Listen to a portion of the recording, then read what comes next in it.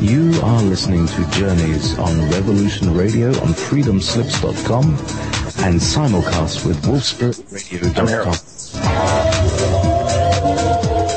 Join Jaypee, your tour guide today, on this journey of discovery from the known to the unknown in search of enlightenment, knowledge, and truth.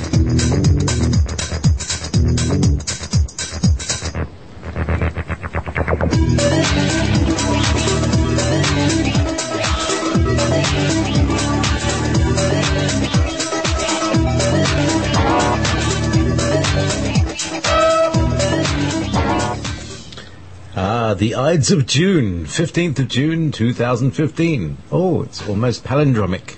15, 1 and 5 is 6, so it's, oh my God, it's a 666 day. I shouldn't have thought.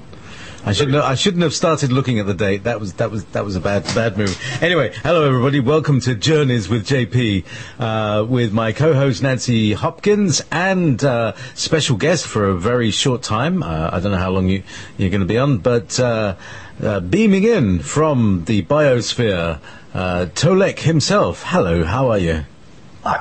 Well, I'm not on the biosphere right now, but I'm happy to be here.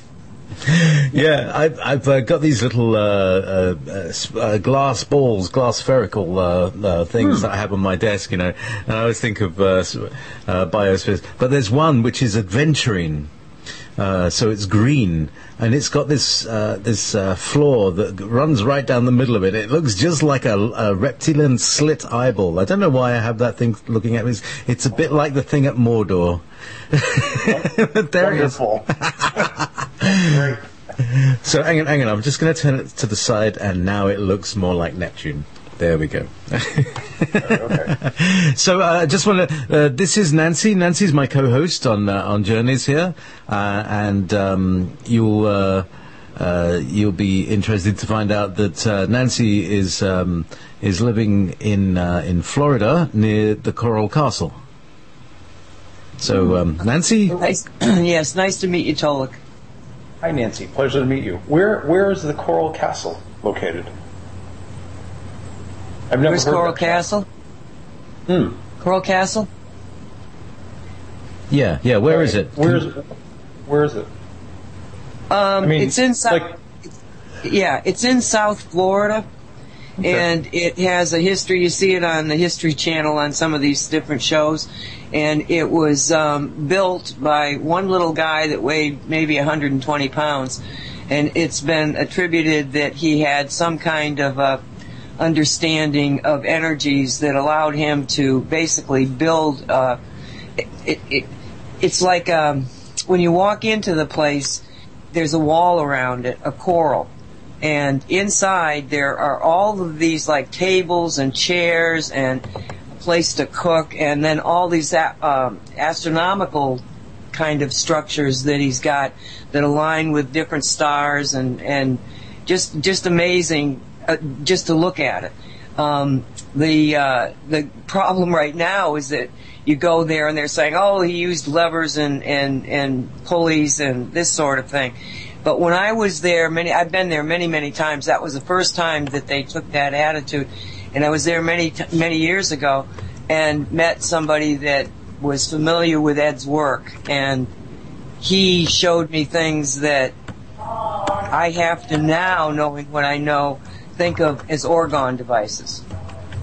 So I don't know why they've changed the tune there, but to me he was a mystical being. And I used to tell everybody go there, but there's been so much deterioration of the coral because they can't protect it, they can't fix it because it's a historical place, and so there is deterioration. And then these people saying what they're saying is like, you know, the magic is kind of taken away from it.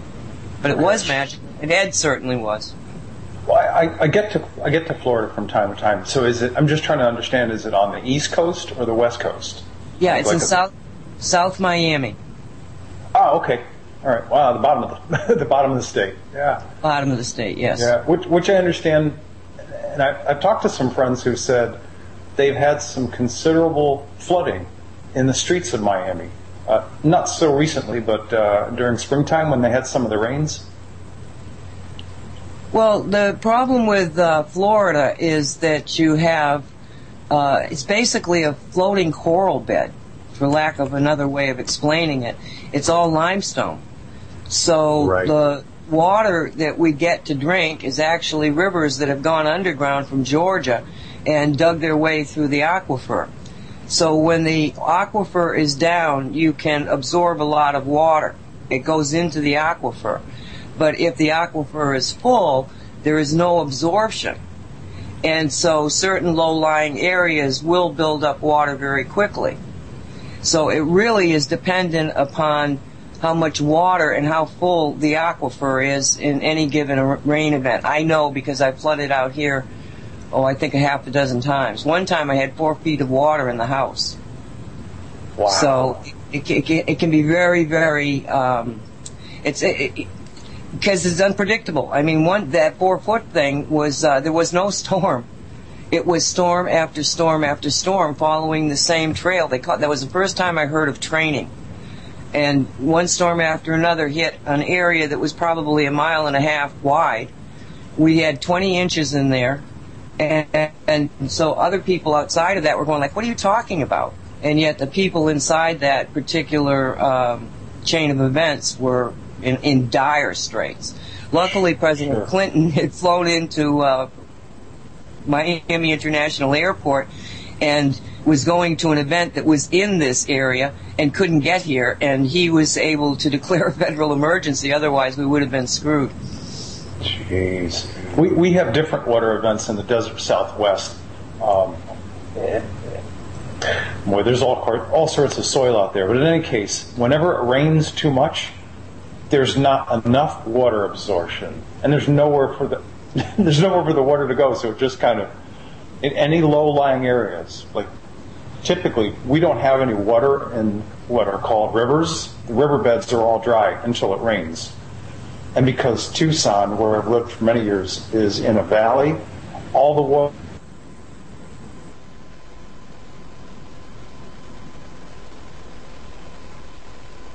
wide, completely dry. Go to 200 feet wide, completely full, 15 to 20 feet deep. I saw a car floating by one time, boxes, plastic shopping crates. It's amazing what can happen in the desert when water has nowhere else to go. Well, but here's the thing. Where Nancy is and also the Coral Castle was a part, I believe, of the kind of western edge of Atlantis, and the Bermuda Triangle kind of things going on there. And I'm pretty convinced that Ed Leeds Skalnin, who built the Coral Castle, used a form of electromagnetic radiation, like a EMF thing, that pinged the frequency of the coral, that made it, first of all, he could cut it, I believe you could cut it with a knife. Because everything's been carved so fluidly. It doesn't look like, he didn't make a lot of noise about it. So I think he basically had one frequency that would turn the thing into a sort of cheese-like consistency, and another one that would make it as light as a feather. And he was able to do some incredible tricks using that technique, I think. Okay. So, yeah, go on, go ahead. I'm sorry, go ahead. No, go on. You had by the way.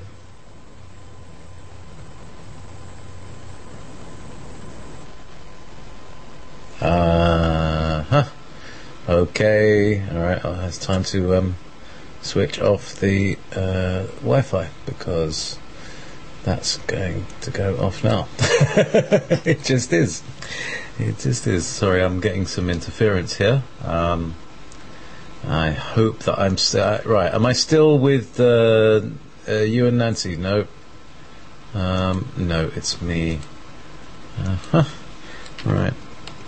No, I can't do that. I can't do that now. I have lost the thing. Oh, I love it. I love it. So, home network, there we go. And it takes a few clicks and a few long moments to turn off the Wi-Fi, which will improve my signal. Once it's improved, it'll be fine. There we go. Okay, what's happening?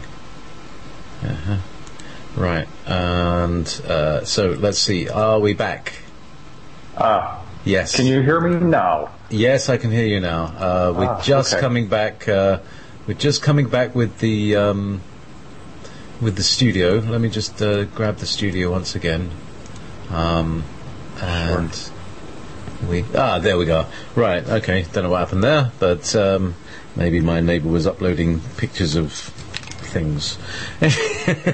But that stopped him. Anyway, so we should be getting the buffers working on Wolf Spirit. Let me just flick that over and yes, and then add Scottish Sovereigns. Yeah. So here we are. Let's see. Are we still? No, I still have a bit of issue. But Tolec, you were just about to say a by the way, and then it all got knocked off. Can you remember where that by the way went? Which way that went?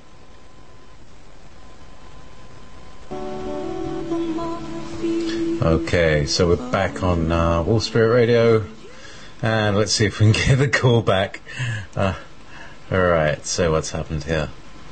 Okay, alright. I just went over to, okay, Jay's back. I just went over to Revolution, and I don't even see the chat coming up. Yeah, can you drop the call, please? Might be the station. Whoever made the call, can you just drop it, and then I need to take the call over. People, hi, hello. Hi, Nancy Tolec. Hello. Now that you can hear me. God, it's like being a ghost. All right. Yeah. There we are. Are you there? Okay, so now I'm seeing something happening over here on chat. Drop the call now, please.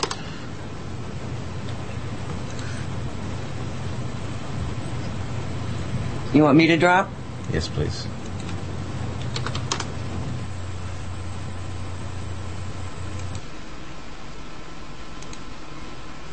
Okay, now we're back on the air, and God, I don't know what happened there.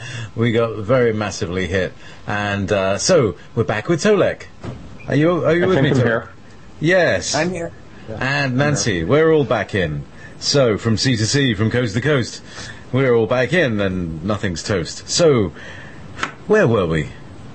We were talking about the uniqueness of South Florida and the properties of a coral reef. Yes, the coral reef. Yes. Yeah, and Nancy, I want to throw out a question to you. Have you ever heard of an area? I heard about this just a couple of months ago from a good friend of mine by the name of Adona, and she had learned about something called AUTEC, AUTEC, which is supposed to be a portal to other dimensions, other universes, as discovered by a French UFO hunter called Maximilien de Lafayette. And supposedly it's off the coast of West Palm Beach, of all places, which is relatively north to Miami, I guess like an hour and a half north. Have you ever heard of this? I have not heard of that particular term for it, but the Atlantean Merkaba is right off the coast in that way. I mean, it's a little south of there. That we know that that's there. Actually, somebody, and if you go and you Google it, you'll find somebody saw the pyramid. Well, the pyramid. You know what a Merkaba is, and they saw part of the pyramid. It's a blue pyramid. And our friend Walt Silva, who does shamanic journeying, he was taking a shamanic journey for a client and got hijacked. And he ended up with I introduced him as mermaids because that's the way they were introduced to me. He tells me that since he's been on a shamanic journey and met these people, that they're actually Lemurians.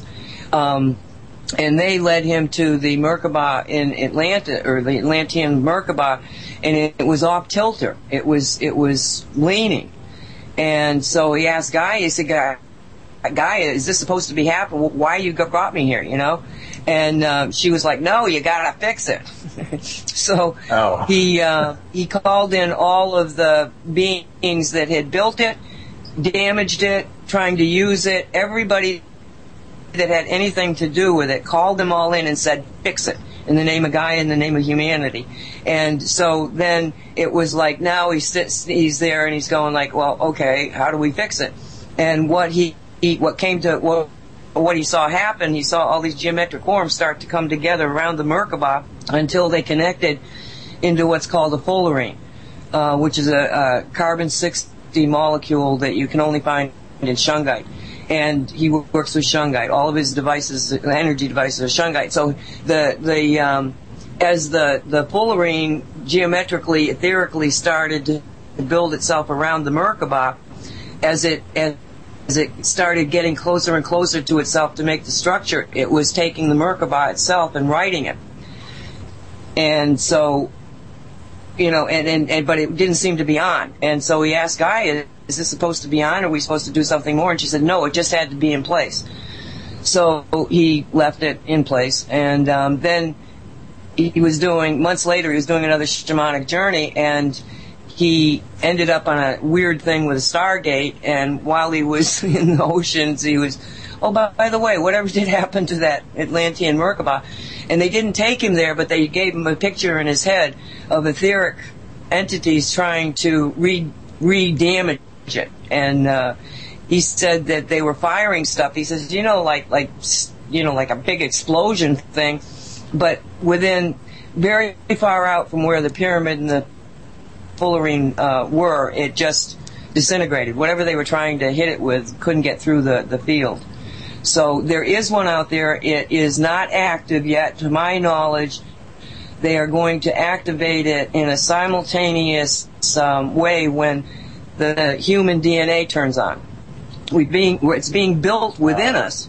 It's all there structure-wise, but until the planet is absolutely, tweaked to perfection for the new reality, the human beings will not, that explosion of the turn-on of the DNA will not happen.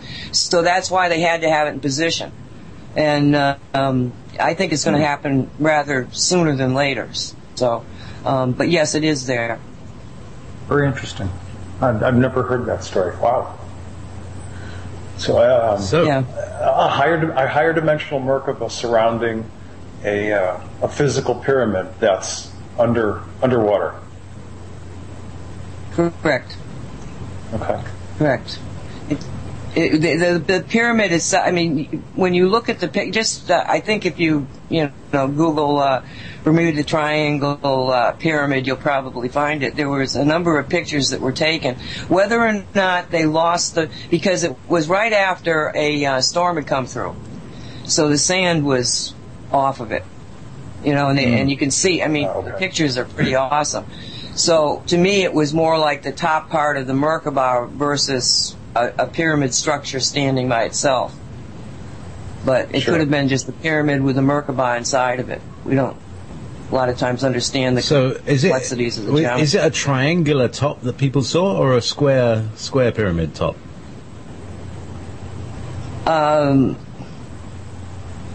be honest, I would well, in my mind I'm thinking it's a tetrahedron, but it could have been. Yeah. It's like I say, it was a murky. It's murky, but clear enough you knew what you were looking at. Yeah. Jaypee, I can understand the question because many of the pyramids of the Aztec, the Maya, down through Central America, have that unique kind of rectangular top as compared to triangular. So I understand the source of the question. No, I'm also talking about tetrahedral form. Talking about tetrahedral form, yes? Right. Literally triangular points. Anyway, from Atlantis, from the underwater Atlantean base to the Highlands of Scotland, and all across the world. We're here on Revolution Radio. I have to do the station thing, which is we are 100% listener supported, fully grown, homegrown, organic, and pesticide free. We have we're a listener supported station. One way you can support, and the benefit too, is to buy the seed pack. You can buy seed packs for yourself or a community. And when you buy those not homestead seeds, heirloom seeds, that you get a further guarantee that Monsanto won't take over the world.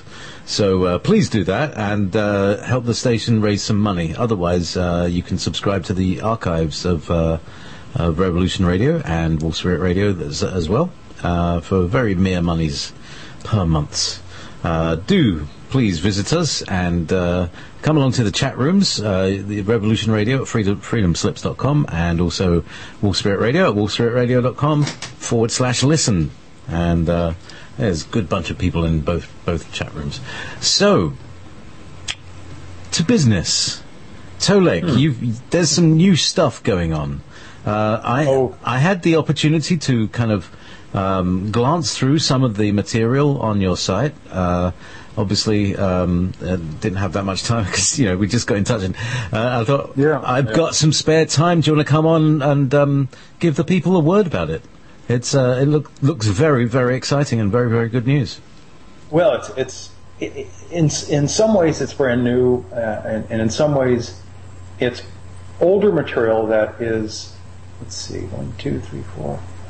years old. But it's revelatory because this is the first time that I've publicly said that out of the 15 Draco and Hydra reptilian undersea bases that the people from Cana, planet Cana, of the Procyon star system, senior member of the Andromeda Council, out of those 15 bases that they destroyed, the last one, which I did a report on in March of 2012, I believe I revealed it to you. I know I revealed it to Mark Snyder of Ohio Exopolitics and Chris Geo of Truth Frequency Radio. No, certainly. We talked about it on the show. Yes. And I did it in private. And I've just released it publicly because it's one of those situations where I just felt that intuitively it was the right time to come out with this information. And I write about it extensively on the website. But suffice it to say, as the saying goes, the last undersea base that was destroyed was off the mid-Atlantic coast of the U.S., here in the States, as they say. And it was directly off the coast of Washington, D.C. And it's worth mentioning because it gives greater context to what has happened and over the past 4 years overall, and what has happened specifically since the end of March 2012 in terms of an apparent unraveling, if you will, of the power structure of this planet.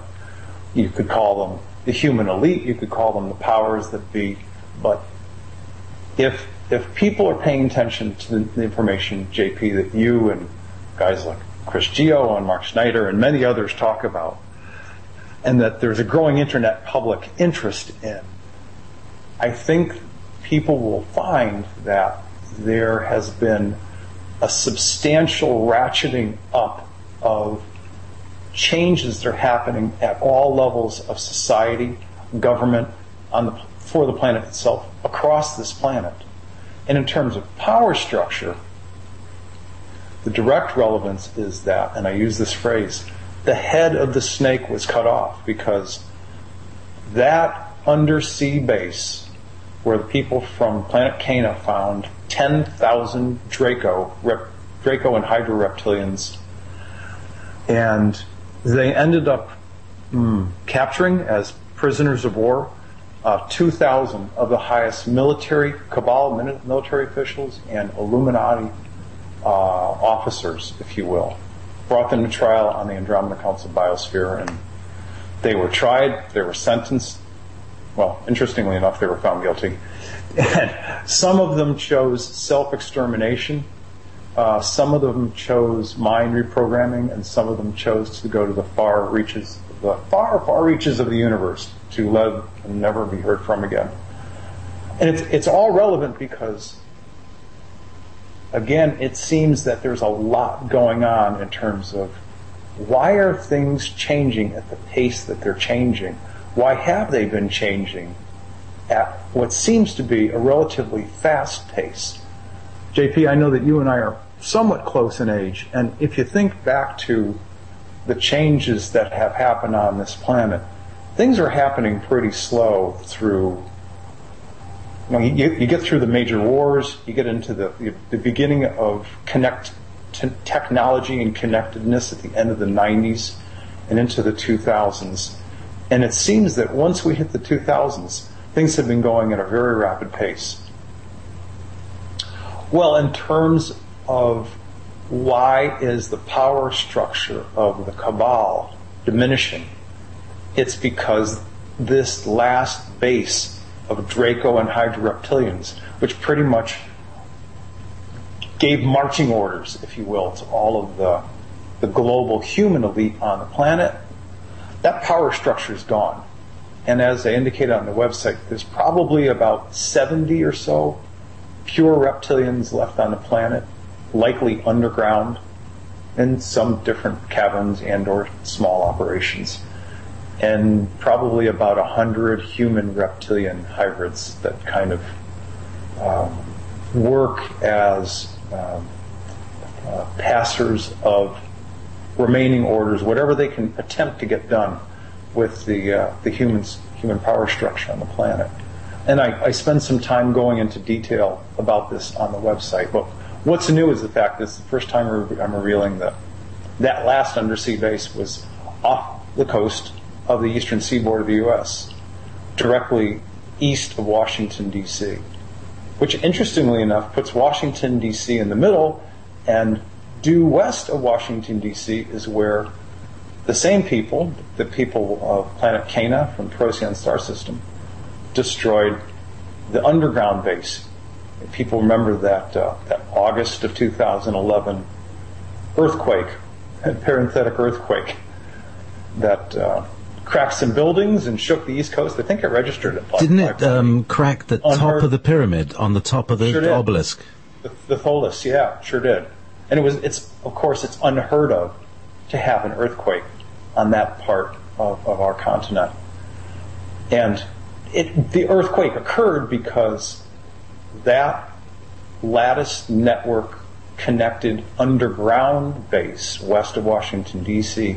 was thumped pretty hard by a series of highly compressed, deep resonance sonic blasts, plural. That's how that base was taken out. And a lot of people speculated, but I can tell you firsthand, that's how that base was taken out. It was thumped really good. That thing is collapsed. Period. End of story.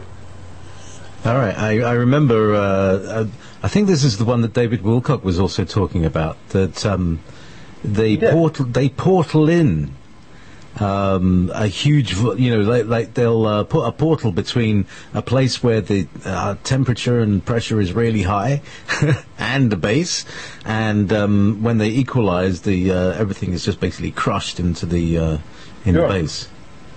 He made some kind of, I will call oblique reference to the word sonic, but I'm specifically saying it was a highly compressed, low resonance series of sonic blasts. I don't know exactly how many there were, but did the job really well.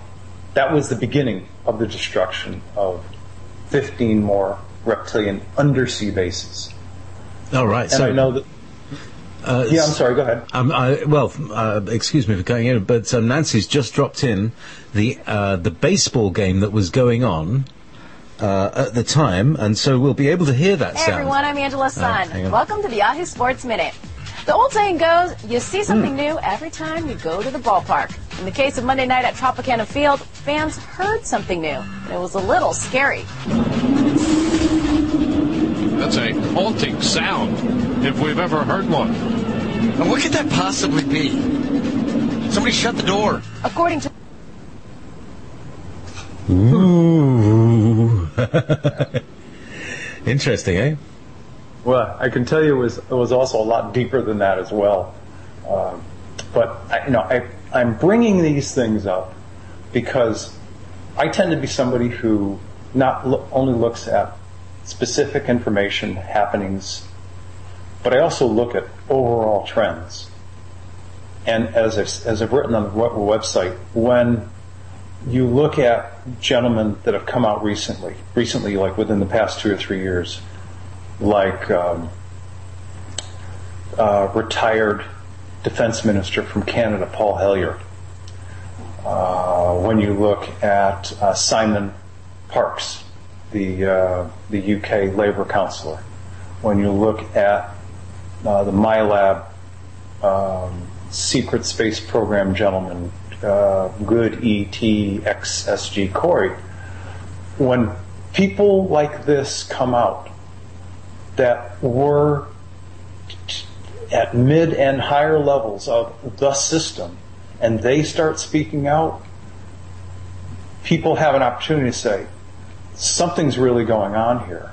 There's a level of knowledge, and this is just recently, like within the past 3 years, there's a level of knowledge that we've never heard before, coming from people that are part of the system. And so now good E.T. Corey is talking about the Sphere Alliance, the spheres, the sphere beings. And I'm making a point of raising this issue because the Andromeda Council, as part of their operations, has 12 biospheres that range from like the size of the planet Pluto to about the size of the planet Jupiter, that are all higher density, higher frequency objects, and they're habitable planets. People can live on them. The people live inside them. They don't live on them. They live inside them. And they are right now protecting this solar system and this planet. So the concept of spheres is actually not that new, since I've been talking about it since August of 2011. So it's just, I'm looking at all these pieces of information and the recent people that have come out and spoken recently, and I'm saying, look folks, there's a reason why this information is coming out. It's indicative of a larger pattern and trend. And indeed, it plays out what you've been talking about for the last few years. Yes. And I think that's the important thing, is that also my spirit guides have been saying the same thing, and I've been starting to publish their accounts. Thank you. Too. Yeah, and some people might say, oh, well, yeah, of course. But for people that are just starting to pick up on this information, I think it's important that every once in a while somebody says, hey, look at the data. Look at the data in the context of a longer trend and see if this all makes sense. Where does it point to? I guess from my perspective, that's all I'm saying right now. and the people that have been coming out recently, the Simon Parkes, the good E.T. Corey people, the ex-minister of defense for the country of Canada coming out and saying, yeah, there's a galactic federation, and we're aware of people from Andromeda and other star systems as well. Just like I'm speaking in plain English, he's come out and said these things. So why are these things being said now? What's going on today that was different from 5 years ago, 10 years ago, 12 years ago? I know some of the answers, but I'm asking the question openly so people can think about and look at these data points in terms of what kind of trend are they indicating. And I'm off my soapbox now. Thank you. Thanks very much. Well, I mean, I'll just respond to that, and then I'll bring in more guests. Okay, so there are various things that you brought up. Number one, the sense that things are accelerating. We've all had this sense of acceleration. The sense of more and more freedom. That also seems, in the way of knowing, realizing and understanding that there are freedoms that we can take that we haven't taken because nobody said that they're there, if you see what I mean. And then you start to take them because they are there for you. And you realize that, wow, there's a lot out here that it's like walking into a supermarket. No, people have locked up for years, and everything's still fresh. Right. Right. So we've got a lot of. It's like they're like superpowers, and I believe that these are connected with the 10 missing strands of DNA, which are coming together. So, and there's also been this kind of 10 to 12, 10 plus 2 kind of thing that reflects the DNA, 2 strands plus 10 missing ones, and then there's a whole thing about, all the rest of the universe is missing, and why can't we see the rest of the universe? Maybe it's because we can't see the rest of us. So that reconnection, that reuniting seems to be happening at the same time as a conscious reuniting with people of collective consciousness. There's a new show out about 8 people who gain each other's skills, memories, everything, experiences. Just come out. J. Michael Straczynski, who wrote Babylon 5. It's got number 8 in it. The gentleman who... remind me again, Straczynski is... Babylon 5. Okay. I was thinking The Matrix and other. Oh, no, that's Wachowski. Wachowski. Yeah, right. That's Jupiter Rising, which is another film. I'd really recommend everybody watch Jupiter Rising, because, we've heard people talk about the Anunnaki and Enki and Enlil and Ninhursag, and this seems to be about them. And there they are, and they're harvesting Lush. They're harvesting the living essence of humans. People have been using this term recently, called Lush. Yes. Right? And again, I'll reflect back to my very first interviews back in late 2011, when I was learning all of these things about these underground bases. Now I'll speak to why those underground bases were important, other than the fact that they were bases of operations for reptilians around the planet. Many of those bases, and I don't know exactly how many, but many of those bases had undersea transponders that, if you will, were up on poles that actually beamed an energy beam of a certain frequency to produce heightened states of anger, confusion, fear, avarice, and pick all of, if you will, the negative emotions. And I discussed this with Alfred Weber years ago, how the Draco reptilians, who vibrate at like a really lower 4D dimensional range, they feed off of the negative energy of humans.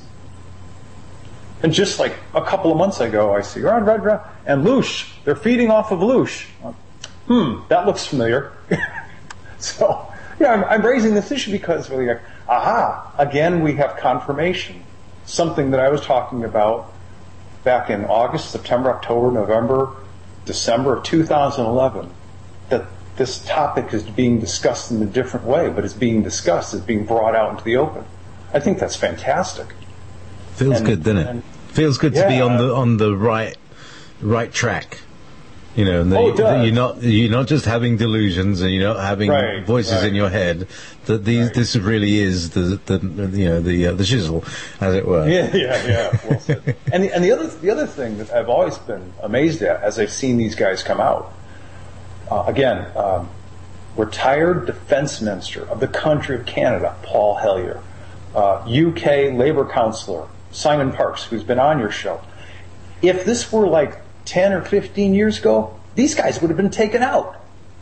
They would have been removed, eliminated. They would not have been allowed to speak. I mean, that's my feeling. Today, that's not the case. These guys are speaking.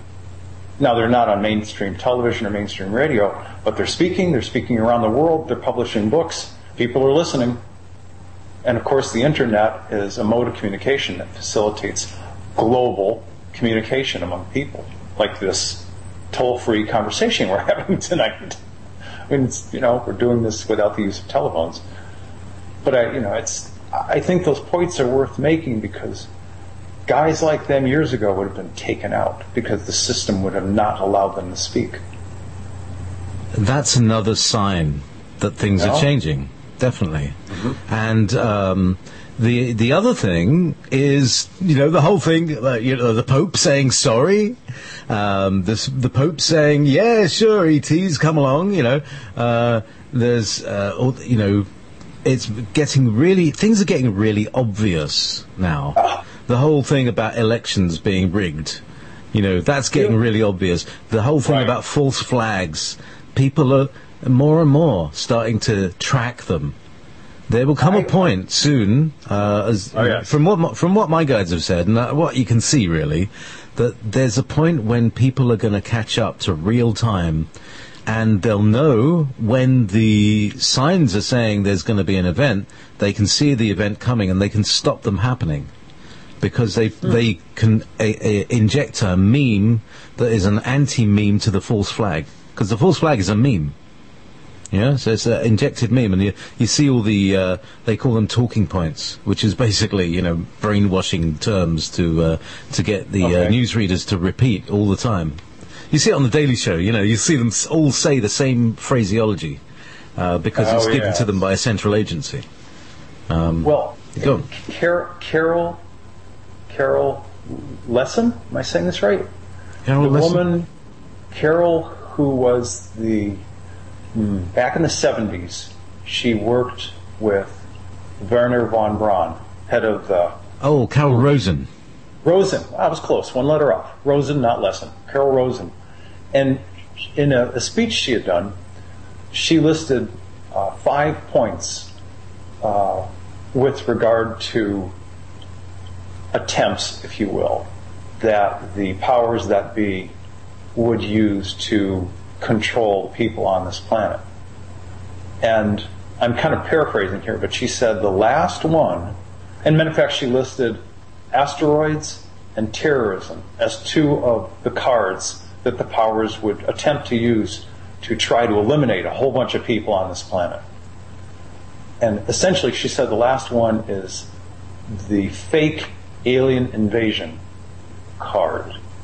And apparently, Werner von Braun, Willie, as she called him, said that one to her quite a few times in the last months before his passing.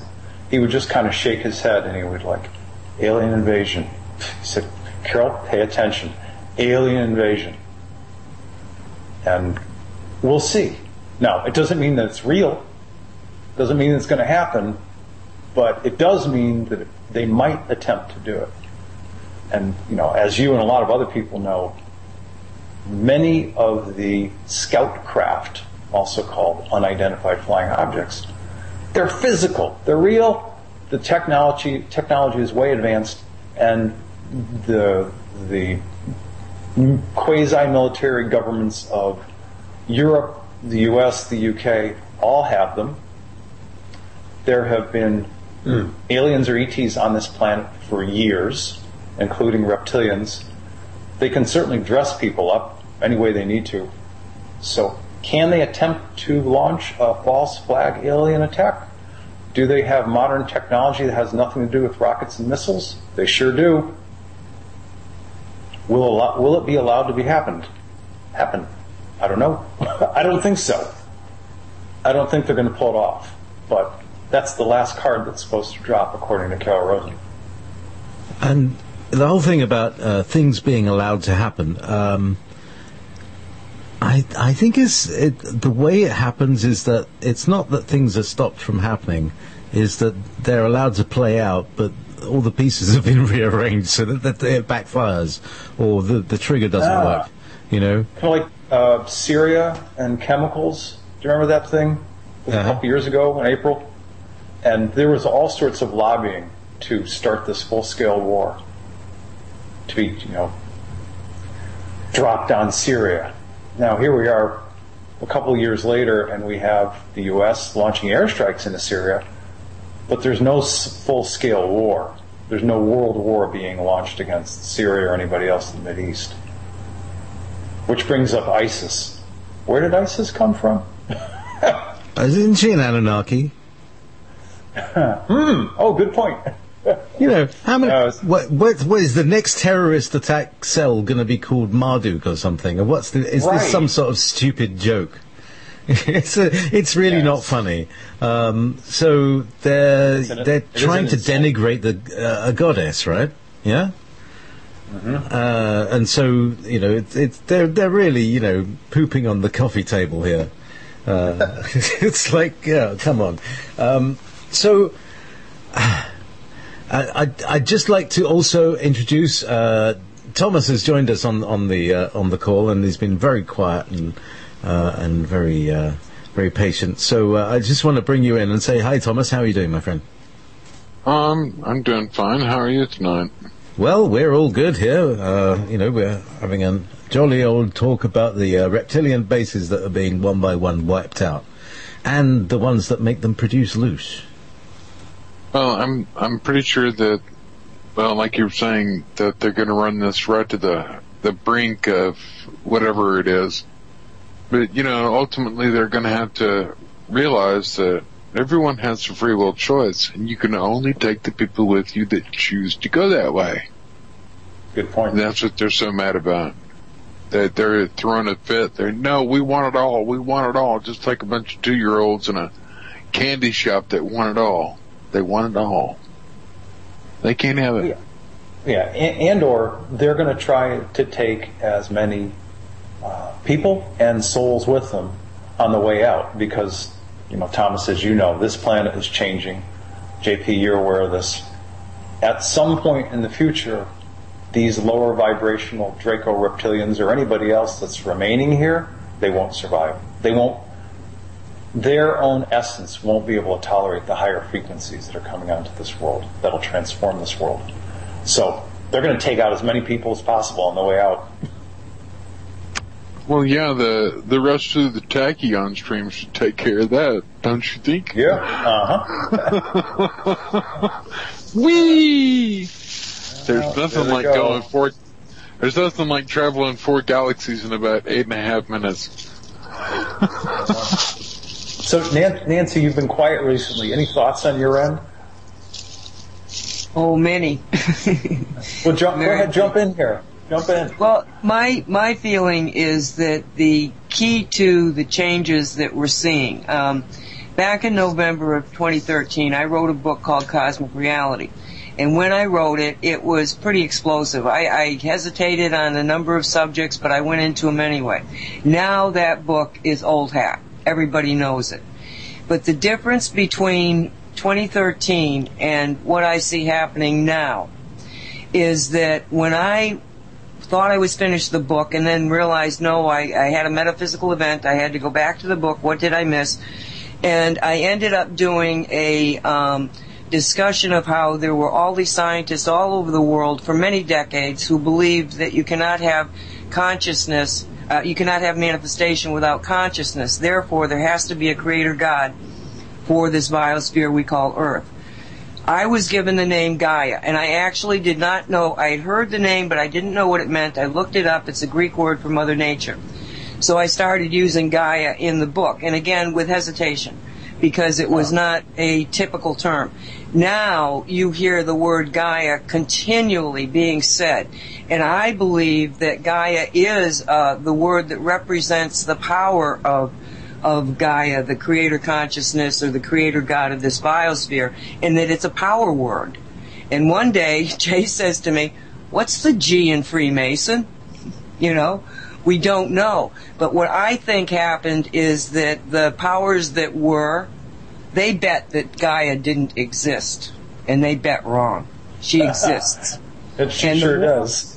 And the more of us that are committed to her, the more powerful the image becomes within the superconsciousness of humanity, which then fuels her with more identity and more power. And I think that, yes, all of the things you say about the Dracos and what's been happening in a 3D kind of environment, even though there's fourth dimensional involved in it, all of that is because Gaia has gotten her power back and is bringing all of this in. Take care of these people. Can I add to what you're saying? Sure. If you haven't seen the movie or read the book, I recommend the book. It's the most exacting copy of it. But the movie, Hitchhiker's Guide to the Galaxy, if you'd like to see what my life and Tolec's life and everybody else's life on the call has been like, it's been that kind of madhouse. I'm done.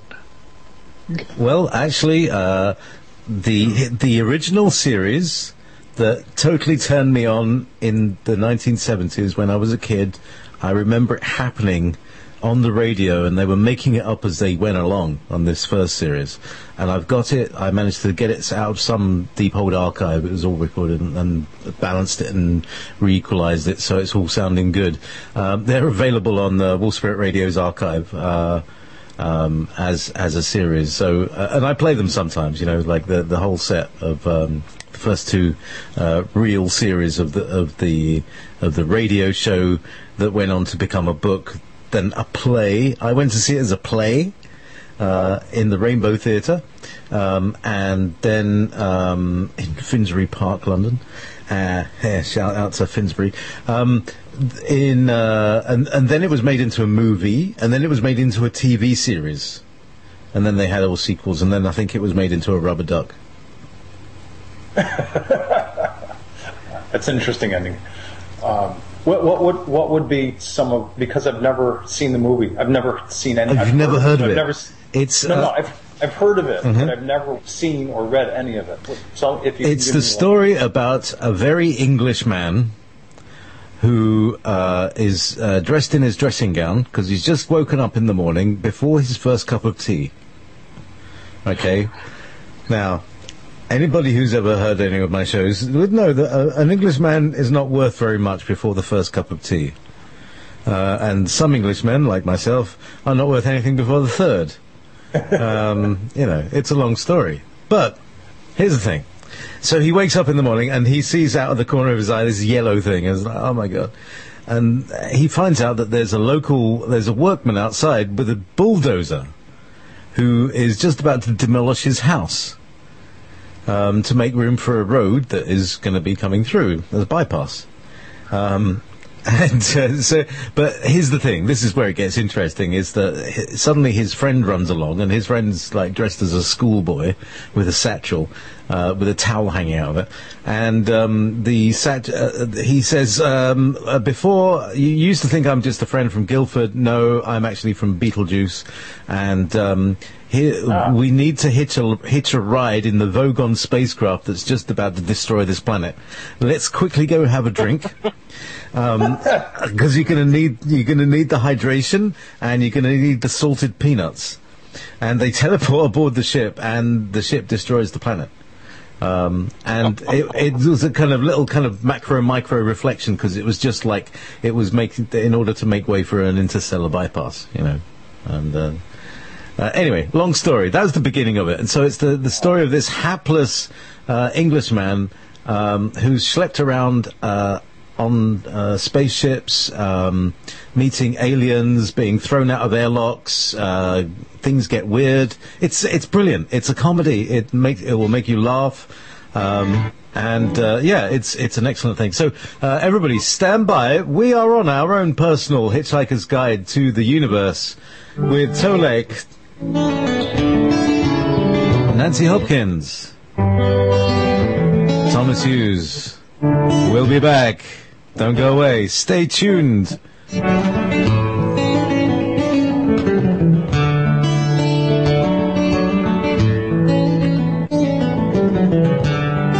Slips.com, its staff, or affiliates. You're listening to Revolution Radio, freedomslips.com, 100% listener-supported radio, and now we return you to your host.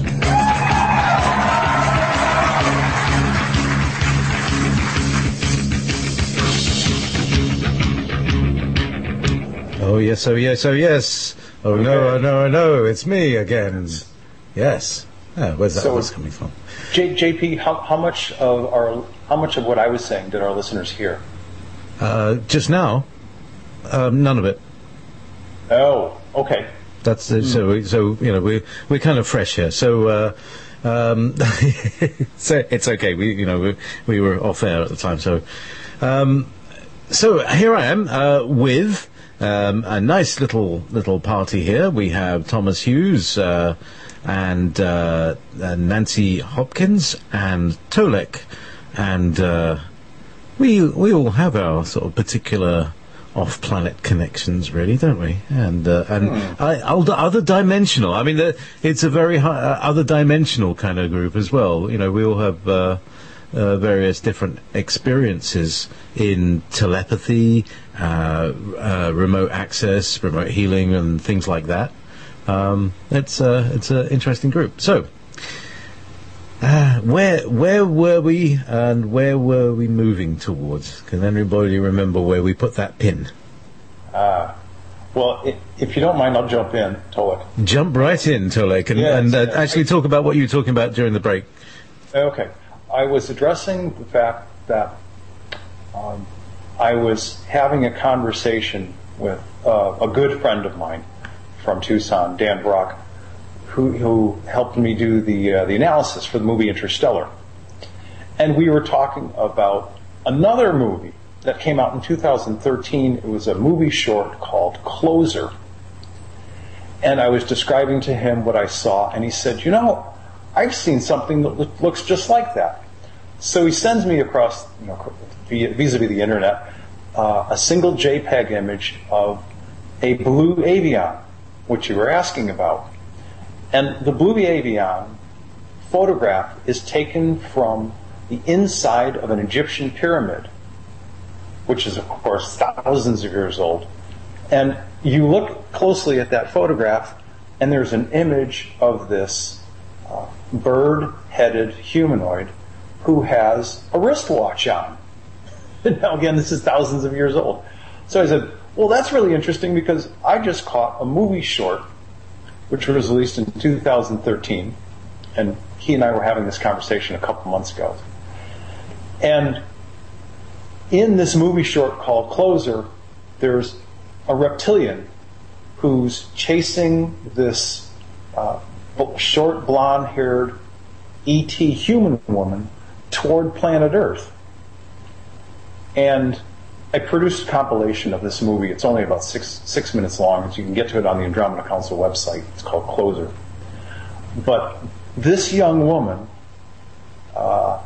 interestingly enough, restructures the leading character, the young man in this movie, bumps up his DNA and puts a wristwatch on his hand so he can summon all of the higher dimensional energy and power that he has to fight this reptilian and win the day, so to speak. And the movie's available. The full movie is like 36 to 38 minutes, something like that. It's short. It's on the web. But I did this compilation to show what a reptilian looks like and the fact that, oh look, there's this metaphor of a wristwatch that a movie producer used in 2013, which my friend Dan Brock had just sent to me, of an image that was made thousands of years ago on the inside of an Egyptian pyramid wall of a blue avian. So that's one part of the story. The other part of the story is that the blue avians are also called Anuans, and they are, if you will, the good first cousins of the bad Anunnaki. And they're good people. They have only good intentions for the people of Earth and this planet's evolution. And the blue avians are the people that good E.T. Corey S.G., this gentleman, that's his contact to what is known as the Sphere Alliance. That's as much as I know about them. They're apparently 1, 2, 5. They're one of 5 races from the original planet Nibiru, which is scooting around through deep space.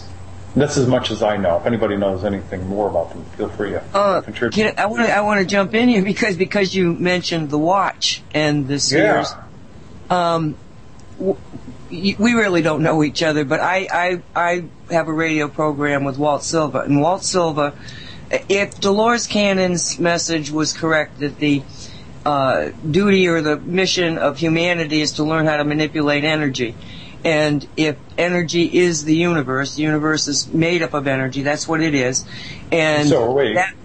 And so are we. And so magic is really the manipulation of energy. And so I call Walt a master magician because he does things with energy that are just absolutely mind-bending. So he sends me these devices, and to make a very long story short, he sent me a device that looks like an eye. Now, you really should, if you haven't come in contact with the information about shungite, it's really fascinating. It's Gaia's gift to make the playing field equal. It's just absolutely magical. But he uses shungite, so he's got this black eye that's got this magnet in it, and it's a sphere. But when he was casting it, it's resin, and when he was casting it, there was a vortex that opened up on the bottom and created a flat kind of aspect to it, so it sits. So I get it. He doesn't know what it's for. He just knows I'm supposed to have it. So I'm looking, what am I supposed to do with this? And they told me put it over the fish tank. And I have a 55-gallon fish tank. So, okay, no problem.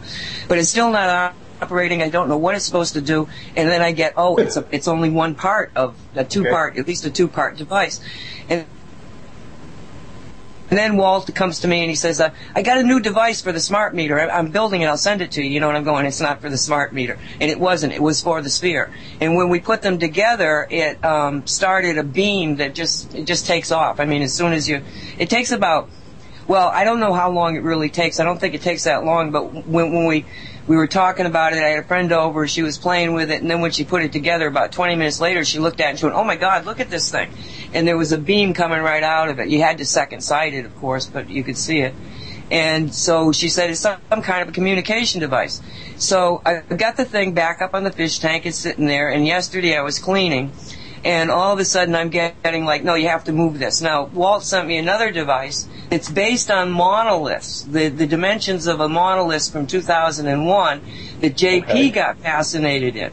So I said to Walt, make me a monolith and ask Jay for the dimensions out of shungite powder, which is silver saturated. So it's this extraordinary piece of it's floating in resin, and it's just this magical thing.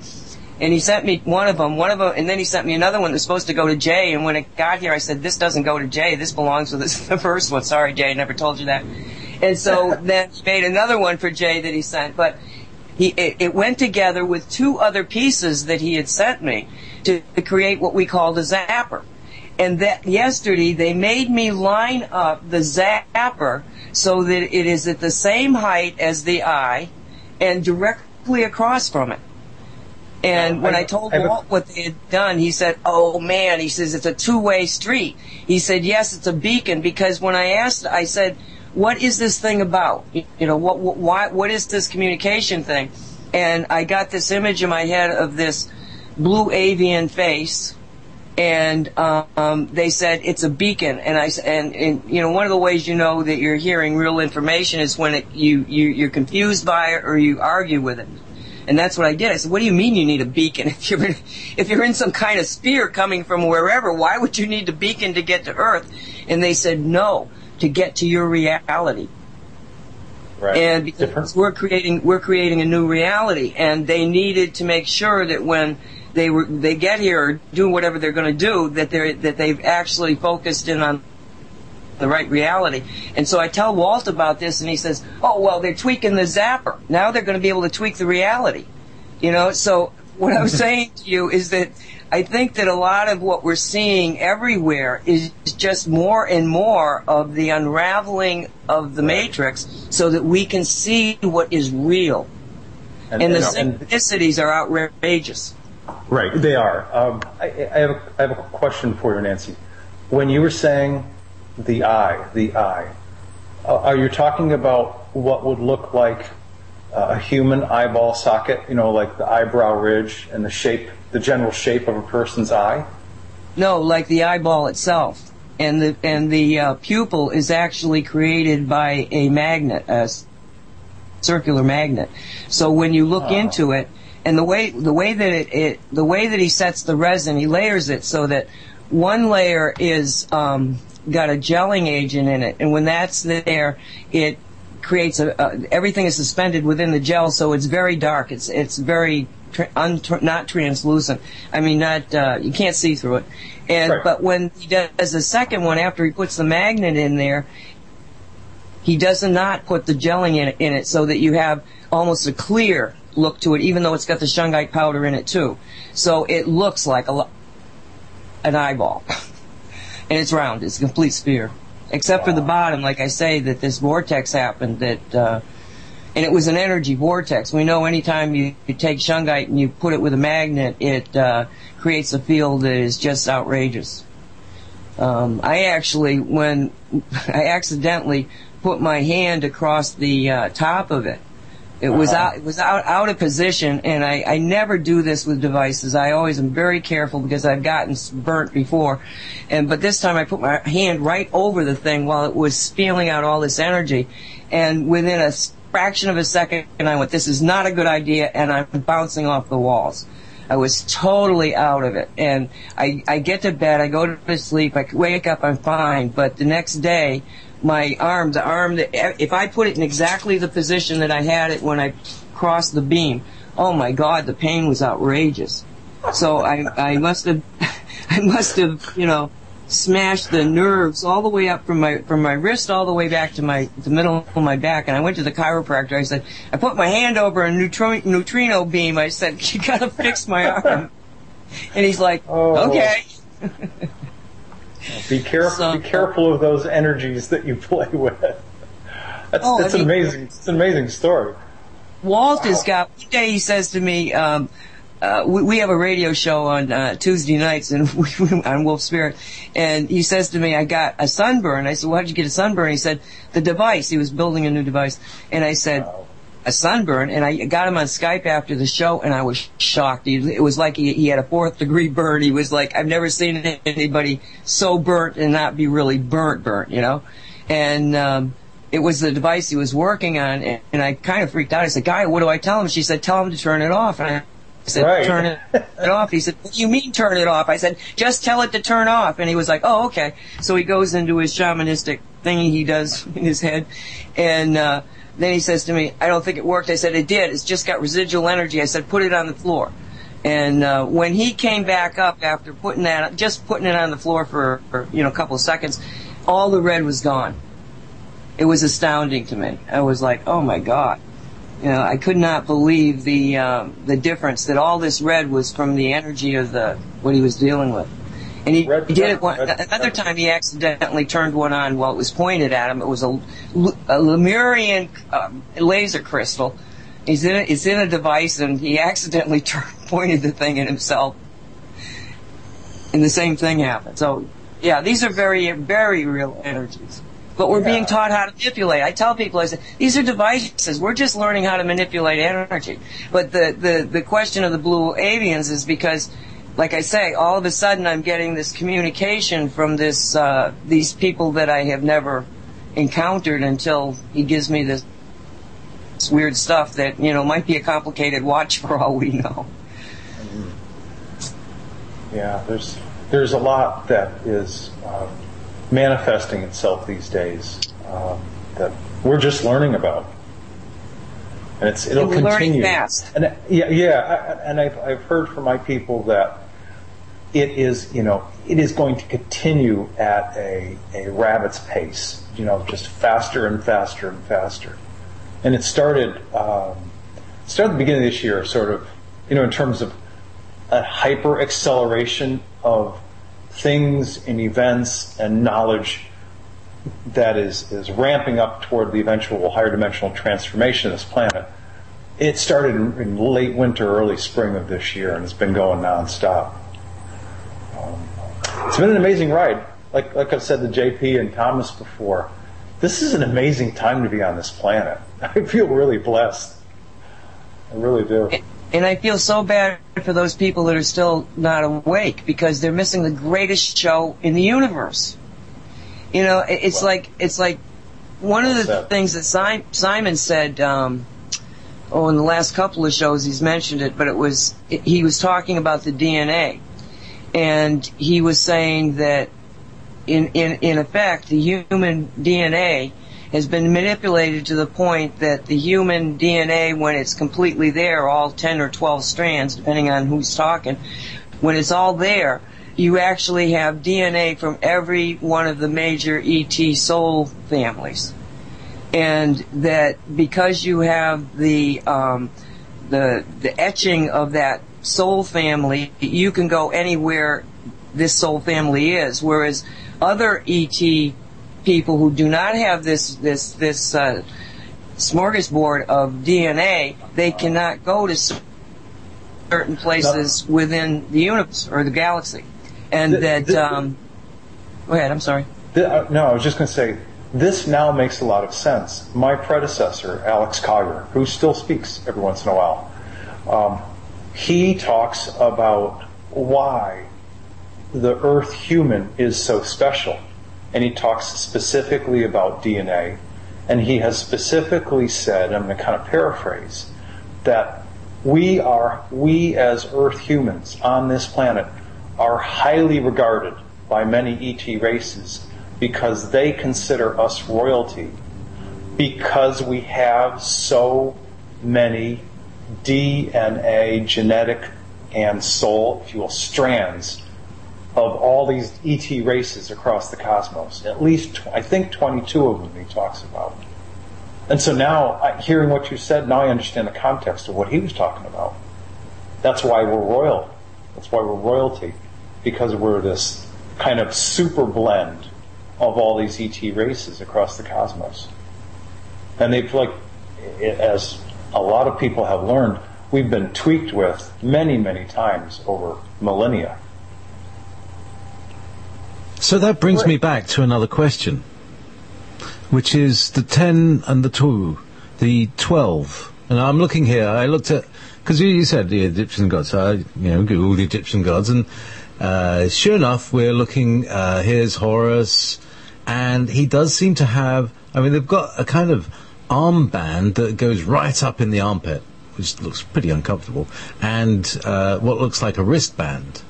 And not all of them have it. Most of them have the armband. I'm looking. There's one. Yeah. But anyway, so the famous ones, there's Horus and Set and Tot and Khnum and Hathor and Torbek and Ra and Amun and Ta and Anubis and Osiris and Isis. And it's like, who do we still have? Them out of those 12, there must be a representative 2 remaining. Because I believe that the whole story of the 12 tribes and the 10 lost tribes, and this, and the zodiac, and all of the systems of 12, they're all linked together, and that they all represent the rejoining of the 12 strands of DNA. Now, Tolec, do you have any information on that? I don't. I've never done any serious inquiry into the makeup of the human genome. This topic of DNA that we're talking about. That just hasn't been an area of interest that I've discussed with my Andromeda Council contacts. Thank you. Other than what I just mentioned regarding what I learned from Alex Collier, what he said years ago. Yeah, that's sort of connecting those 2 points of what Nancy was just saying and what Alex has said about us being highly regarded as royalty. Well, we're a mix. Yeah, we're a mix. Our women have found favor with everybody, and it's in some ways we're like I don't know. But Thomas, have you heard anything from your end? People that have been saying things like anything like what I've just been talking about, or was it just wittering about 12s? Well, I can tell you that one of the ones that hasn't been taken into account is the Sasquatch people, because they are people. And they're as much part of this world as we are. Jaypee, I just sent you this image that I have of one of the Egyptian gods with the wristband. The looks like a watch. Okay, I'm picking that up. You can kind of like that. I see. See it? I can't. Well, I haven't got it yet, so it's coming. It's small. So yeah, what do? Can I just jump in? Go ahead, Nancy. Okay, I just wanted to point something out, because if Tolec hasn't looked at it, it might be something that will add to his enlightenment regarding the DNA, as it did me. Over in the West, they only look at 10% of the DNA. The rest of it they call junk. Over in Russia, they go, what do you mean? 90% of it is not junk. And they've been looking at this, and there is just a massive amount of information regarding what they've discovered with DNA. And what it comes down to is that the DNA creates like a biological internet. And it's the vibration of each given DNA strand that is the communication device. It's the resonation of the energy of one that keeps the system going. And they found that the most potent thing that can change DNA, can actually change DNA, is the human voice. Yes. So if you think of in terms of having all of this DNA, that we're only working on 2 strands, and now all this junk DNA. You can see if you take the mathematics of the DNA strand and you plug in another series of DNA strands to it, they all plug in. It's like it's missing the DNA strands in a visual way. You can see it. So once these things are all plugged in, the ability of the human being to tap into all of those internet systems of all of the soul families. I think that not only are we being looked at as royalty, but we're being looked at as a massive threat to somebody, because it goes back to that concept. Well, you read the Keys of Enoch. When they talk about the Adam Cadman family that was created as being this perfect reflection of the God's source, and that there were what became known to us as the fallen angels, who say, we're the angels, we're next to God, not these Adam Cadmans, that turn out to be the humans that were then manipulated within this environment to forget and not know and have their DNA mucked with. But again, behind any one of these stories is, we know that the source got more knowledge than any of the bad guys even. So sometimes I think the bad guys come in and do things like muck around with our DNA in a plan that they don't even know they're involved in. It's a massive chess game we're in. And all I know is that the farther we get down this gaming board, the more we're understanding the strategy, the more we're understanding. And that's because, in my opinion, that the people like you and that have been out there for so long saying, telling the truth, regardless of the consequences, and Jay and myself and so many, many others just kept telling the truth. It fed the consciousness, the super consciousness. And so now we are so much saturated that it's coming back down at everybody. And so they're turning on without knowing what in the heck is happening. All of a sudden they're just different. It's because Gaia and the human beings have come together to create a new reality. And that's what we're doing. Yeah, Thomas, yeah, please. And I was going to ask, what do your people, what do your Sasquatch people have ever said about the concept of Gaia, of a feminine energy source unique to this planet? Or have they addressed that topic at all? I haven't ever asked them that topic, but I will tell you one topic that I wanted to address that may add to what she was saying. They addressed the topic of belief with me. And believing is fine, but if you believe without evidence, or you have no way to know. You don't have experience or evidence to have knowledge of that, so you don't know. You just believe, and that's one half of the equation, and it's incomplete. Now, the reason that they emphasize that so strongly is because when you're a kid, you can imagine things, and everything you imagine is real, because everything is real to a 7-year-old. But then, at some point, adults and kids around you start telling you that's just your imagination, that's not real. and then they get you to believe. So they harness the imaginative, creative power that you have in the word belief, and you manifest those things into your reality with your belief, and you don't realize you're doing it because you were taught to turn your imagination off when you were a kid because you had disapproving adults that were saying, that's just your imagination, that's not real. Well, I'm sorry to tell everyone, I've been struck by lightning, and I can tell you it's real. Well, you know, that concept of the imagination is interesting because, again, Walt and I did a dual journey. He's up in Minnesota, I'm down here in Miami, but we did this dual journey. And during it, I won't get into the details of it, but at the end of it, they explained that we were missing the imagination DNA. That the strand, not the third strand, but a DNA strand that carries imagination to a point that it cannot be manipulated, like, you know, that somebody tells you you can't do this. It's like something that is so part of a human being, the imagination, the ability to create out of nothingness.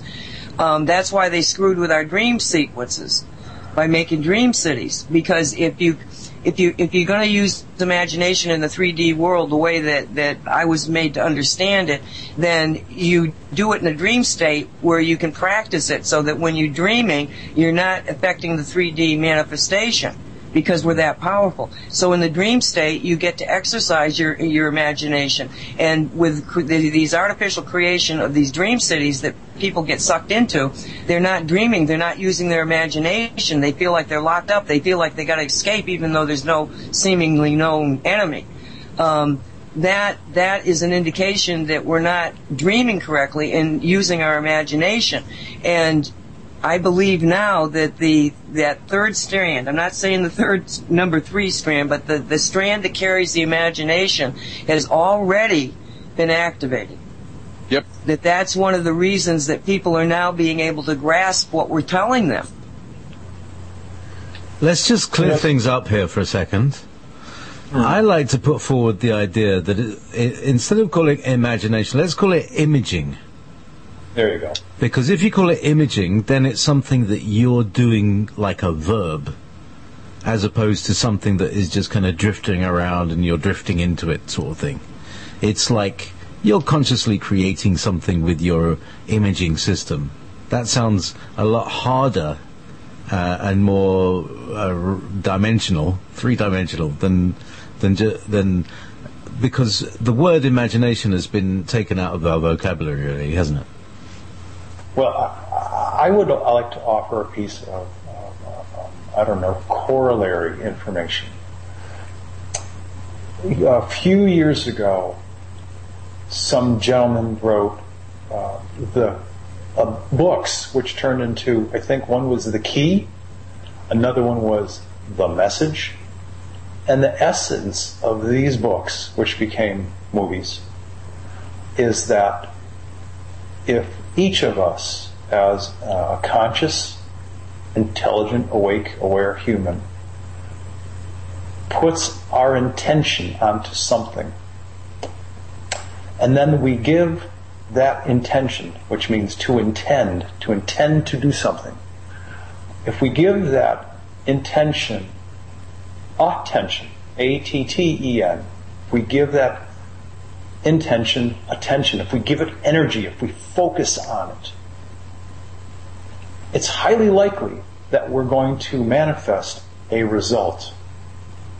Because in both cases, you're providing personal power. Now, interesting that the word imagination, the baseline for that word is image.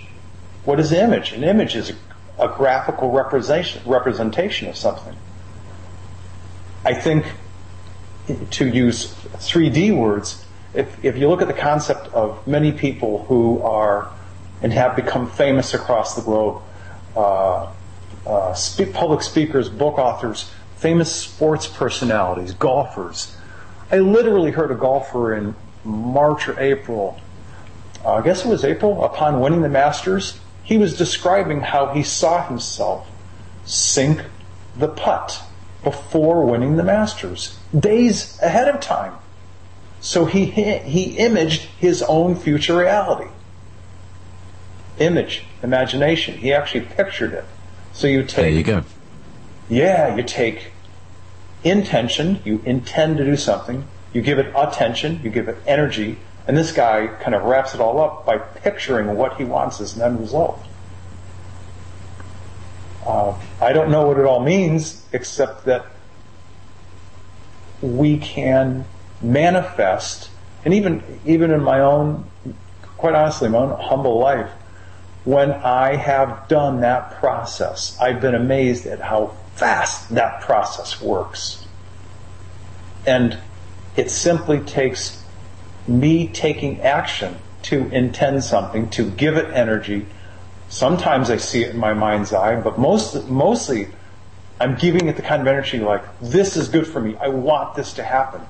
And most of the time that I've done things like that, based on my own intuition, they come true. Because I'm giving it all of that energy.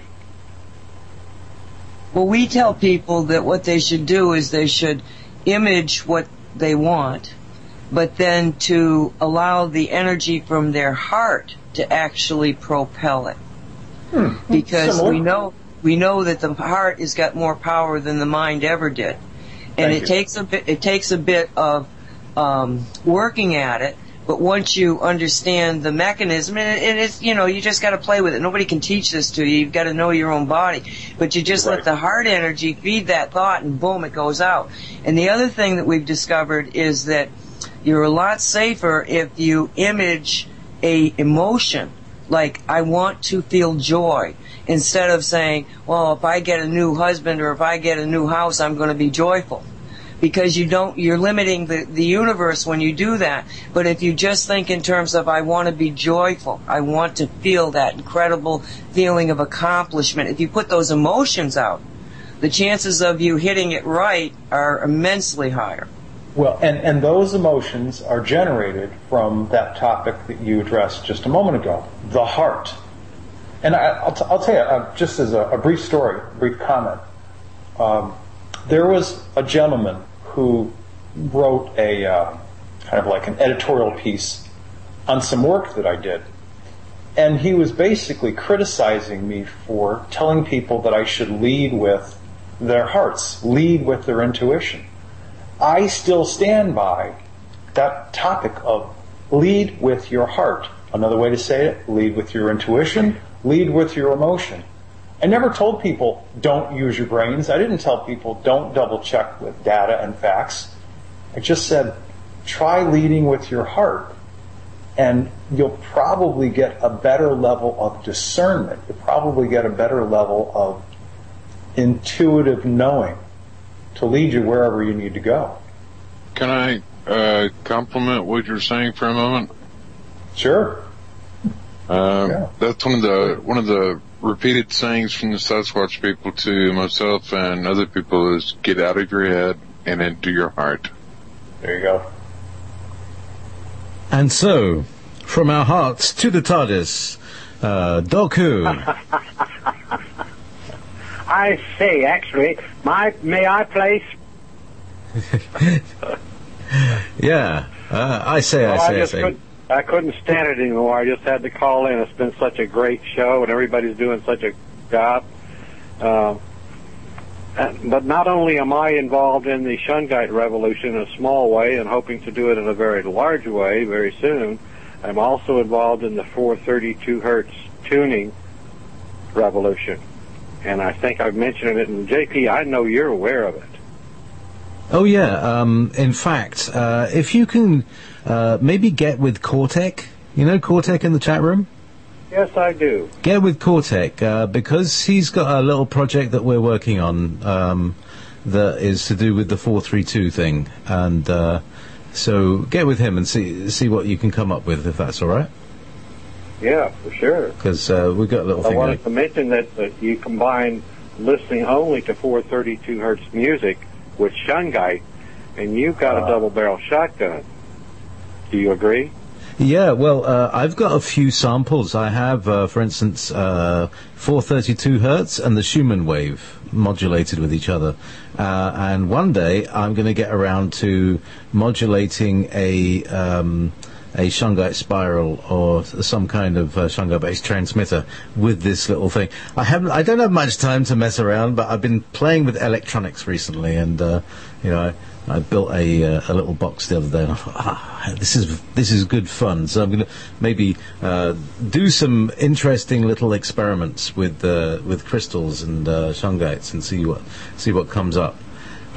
So it's funny. Oh, by the way, anybody who's ordered some shungite from me, they'll be dispatched tomorrow. I managed to get around to doing them today, so they're all packaged and boxed. So that's anybody who might be listening and who's made some orders. Anybody who hasn't made some orders, make some orders, because I've made up a few batches. I've got I've got some patches and stuff and shungite things and bits and pieces.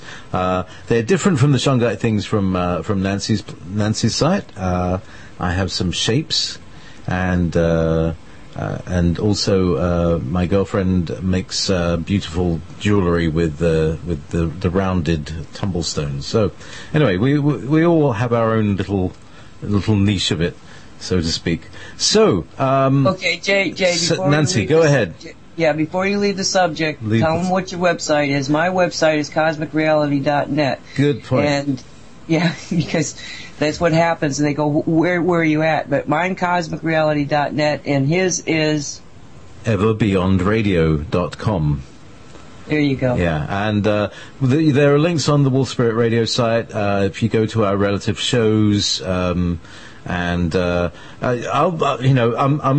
site up at the moment, and soon I'll have a way of showing all the hosts in a list as well as by the shows. It's taking a while for me to write it because I've got a million other things that I'm doing, but it's good fun, and I'm making some improvements. Who's bursting? Who's next? This is like a Quaker meeting.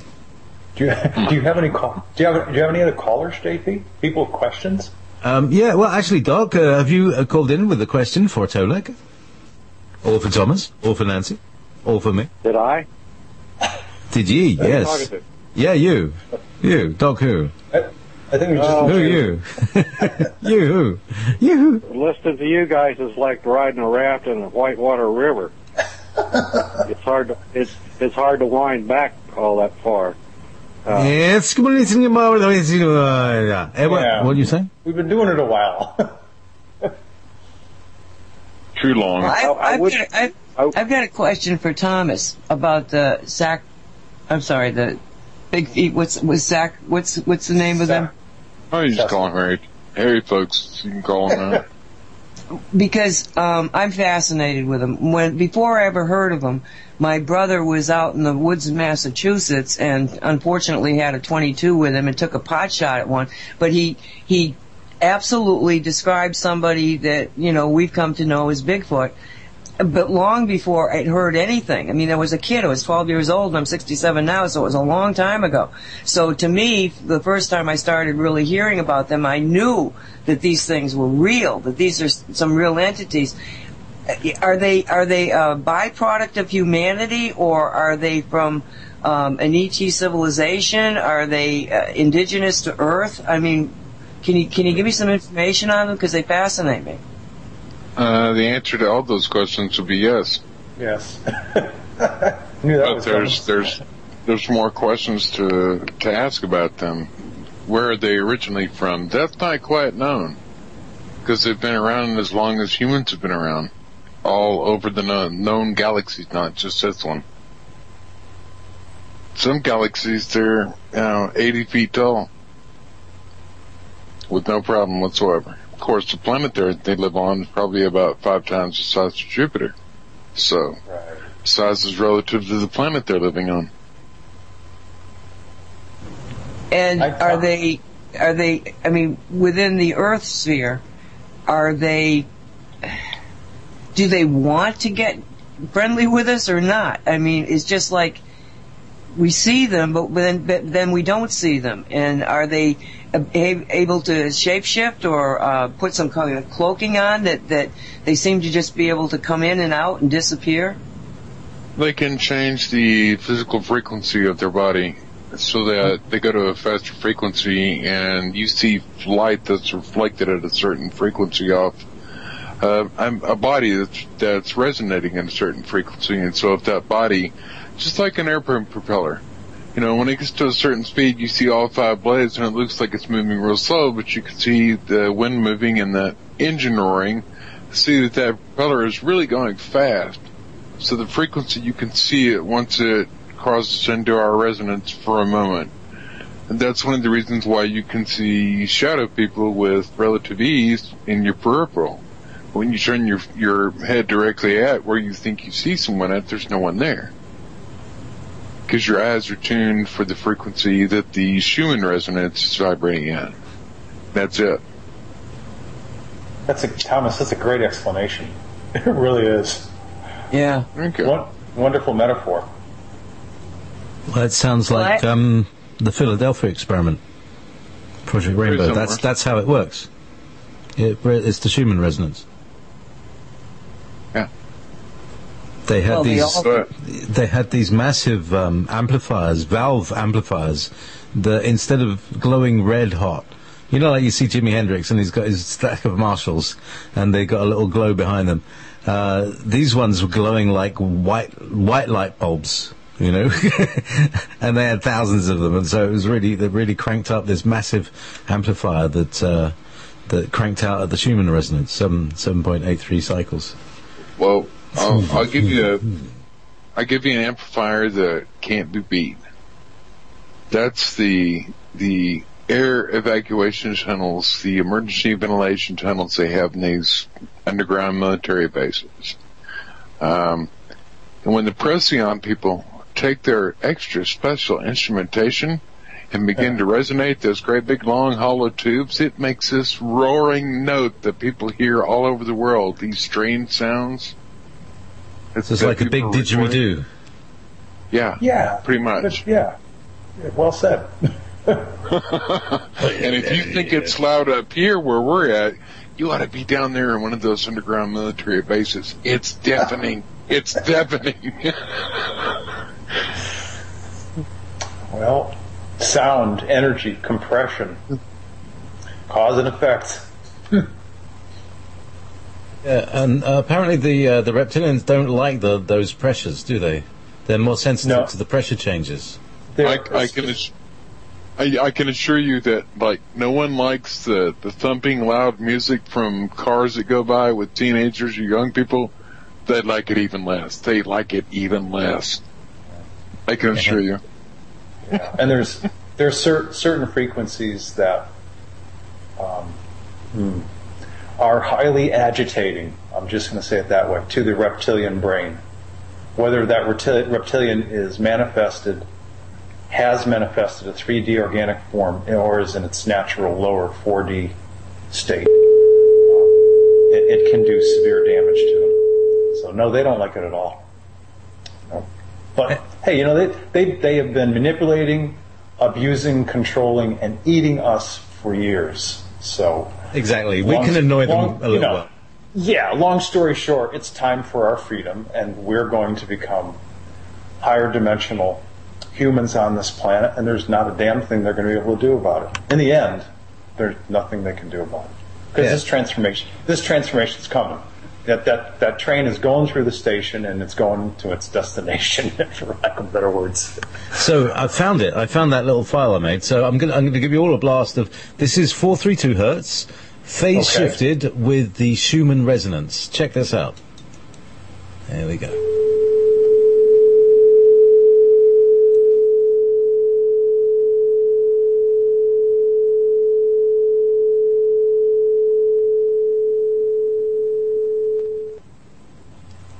There we go. Wow. So do 440. Do the 440 hertz. You see the difference. I haven't bothered with 440.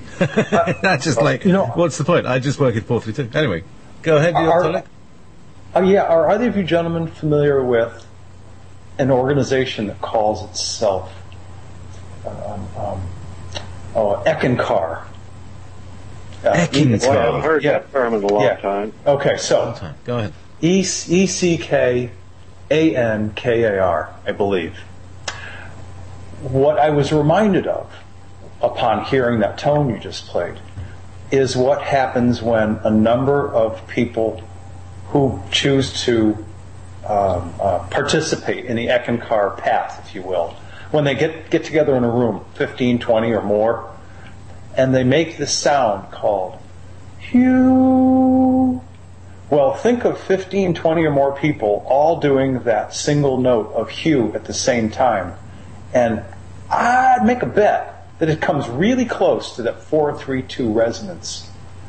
And they advocate that the sound of Hugh is the vocal expression of the sound of the Creator, of creation, of God.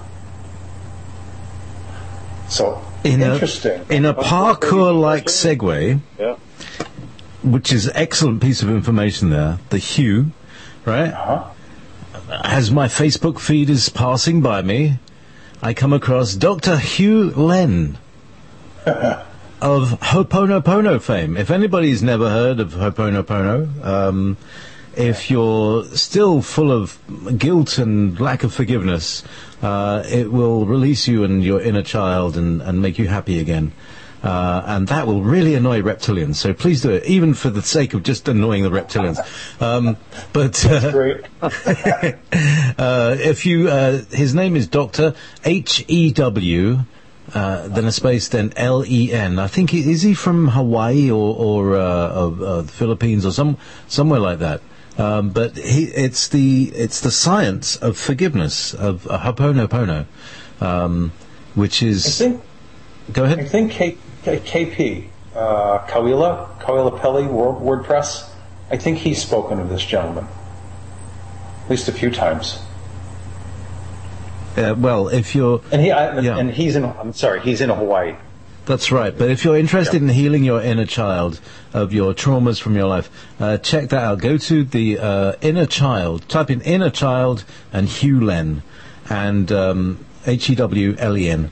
And it will release so much pent-up stress and energy inside of you to do that, because you can. Well, I turned 70 last month, and I have no intentions of growing up at this point. Growing up. Well, that's good. Your inner child is in charge, I take it. Do you want to be a musician when you grow up? That's why the reptilians leave me alone. It's not the tobacco, is it? Anyway. Where are we? We were about 10 minutes away. Where's the last nuggets? Let's say, for instance, Tolec, you've got a new announcement. So tell everybody about how to find you, where your videos are. Are you on Facebook? Are you on social networking? Are you on Scene? Are you on Unseen? Are you Twitter? Do you tweet? Do you ruffle? Do you laugh mayo? I keep this part of my life very simple. People can find any of the information that I write or speak about at www.andromeda, ANDROMEDA, Council, COUNCIL, AndromedaCouncil.com. It's a website. I just wrote an extensive article today called it's dated June 15th, 2015, and it's called An Era of Increasing Knowledge for the People of This Planet, a Major Update. For anybody that is interested in listening to any of the conversations, discussions, and or interviews I've been in, they're up on YouTube is YouTube/Tolec with a T-O-L-E-C from Dakota. D is in dog, A-K-O-T-E. And that's the YouTube channel. If people want to write to me, use the messaging service within YouTube and address it to Tolec from Dakota. That's it. The website and the YouTube channel. I keep it simple because that's all I want. That's the easiest way for me to manage this part of my life as I work and do many other things. Absolutely. Great. So Thank you. Thank you. You're welcome. Thomas. Thanks for having me, by the way. You're very welcome. Thank you for coming. It was very spontaneous. Last minute. And even though I got hammered at the beginning of the show, everything's turned out very well. We have had good communications. So thank you to the Lord of whichever one of those funny bird-like people we saw on that list. And a lot of them were wearing but I see it now. The wristwatch. It reminds me. See? Now, what's interesting is that it may not be a wristwatch. I think because it's connected by wires to something under his cloak, it may be a kind of control panel or a display, even more high-tech than a wristwatch, perhaps. Because it leads wires lead off it into, perhaps it's like a flight control or wings or... and there's this other thing, that big kind of acorn thing that he's holding connects somehow with a handbag thing that he's holding in the other hand that looks like a kind of maybe a battery pack. But yeah, Dan Brock sent this to me after I was speaking to him about this movie short called Closer. And the young human male, he's in his late 20s. This E.T. human female gifts him with the upgrade to his DNA and this wristwatch, which taps into his higher dimensional power. And then then Dan sends me this image and I went, hey, that looks a lot like what I saw in that movie. So it's, it's information. It definitely looks like a watch because if you look at it, you can see the hours, 12 hours. Yes. Yeah. And it's amazing. Information comes from so many different sources. We all play a role. All of us.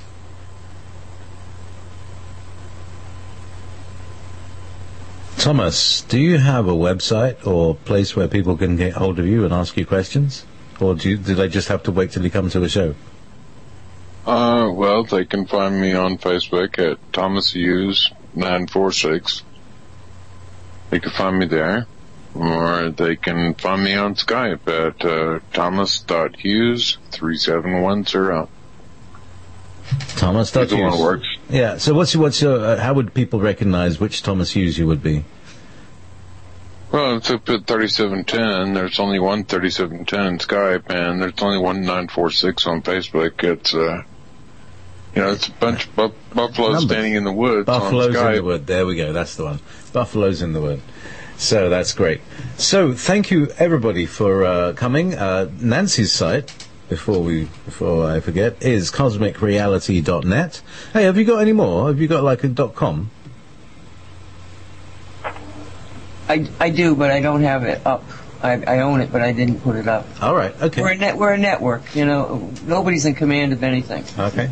maybe the Andromeda Council, but no. They're, as a matter of fact, they do make up about 50% of this being talked a lot about Sphere Alliance. They make up 50% of that overall Sphere Alliance that good E.T. Corey is talking about. So they've been busy. I will tell everybody that there have been a lot of meetings going on, more than any other time. This is definitely a busy time in this planet's history. It's just trying to stay on top of things. Thank you, Thomas. Oh. Thank you, Doc. Thank you, Jay. Thank you, everybody. Love you guys. Thanks, guys.